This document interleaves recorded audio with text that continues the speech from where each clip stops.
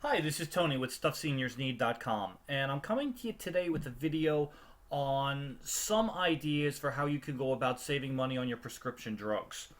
Um, Saving on prescription drugs is actually the single most important concern among seniors.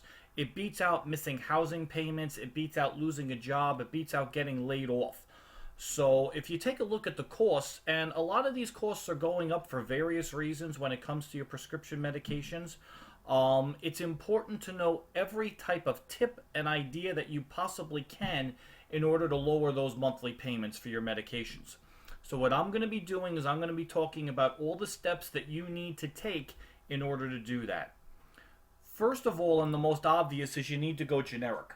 Generics can save you up to 95% off the cost of brand name medications. I would say it's normally in the area of about 70 to 80%, but that's still a fantastic savings. Three-quarters of all medications these days are available in generic form rather. And while the color, the shape, the labeling, the size of the pills might look different, the active ingredient in the pill is the same exact active ingredient in a brand name medication. This is certified by the FDA. So it's very important whenever you can to have a talk with your doctor about generic medications and to see if they're prescribing you a drug that is expensive, if it's possible for them to make a switch to generics. And I just explained all of that right there. Second, look out for discount programs. Now, there are a couple of fantastic websites, primarily among them Needy Meds, Needy meds.org, which does a fantastic job of listing all of the prescription drug discount programs.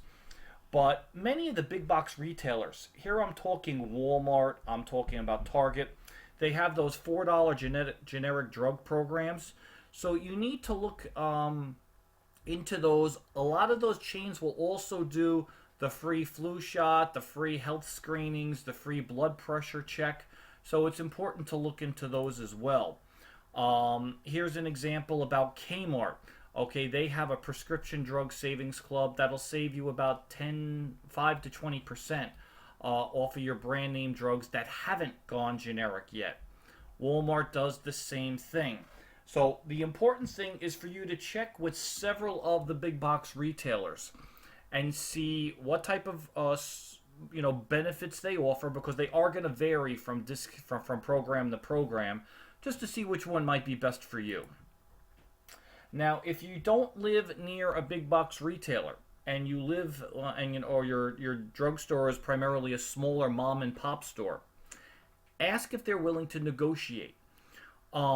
These smaller independent neighborhood pharmacies, they may not offer or widely advertise a program, but sometimes the store owners will be willing to negotiate.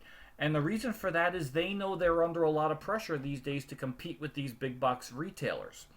So, especially if it's a medication you've been on for a while or you would prefer to shop local, see if they're willing to negotiate on the price of the medications. These independent stores, they generally have a very good reputation for customer service, and they've also been shown to make fewer errors. So, one of the things that you can do, especially if you live in a more rural area of the country, is to see about going about just seeing if mom and pop will negotiate with you. Next, ordering online. And I'm going to put a massive caveat here about only in the USA. There are so many scams online with so many nefarious websites. The infamous ones are these Canadian pharmacies, which will supposedly save you money. What you have to understand is a couple of things. First of all, it is illegal for a Canadian pharmacy to fill the prescription from a U.S. doctor. It is illegal to do that. If you were to walk into a brick and mortar store, if you lived on the border, up in Buffalo, say, and you tried to do that, they will not fill the prescription. Secondly, most of these websites just ship the drugs to Canada. These things are actually made in India, the Philippines, Russia, and they have no clear way of actually evaluating the drugs. They are made in an incredibly haphazard way. So this is something that is extremely dangerous for you. With no FDA check in place, they're outside the U.S. system. It's called a closed loop system, meaning that U.S. medications, from the time they're manufactured to the time that you take them, they are checked and they're done in a sterilized manner. So what you have to do, and I'm going to have this in the showrunner notes at the bottom of this video if you're watching this on YouTube. If you're interested in using an online pharmacy, the NAPB, the National Association of Boards of Pharmacy, they maintain a list of safe, approved online pharmacies that will save you money and give you the peace of mind of knowing that the drugs that you're taking aren't going to kill you. As an example, take a look at that logo, the VIPS logo.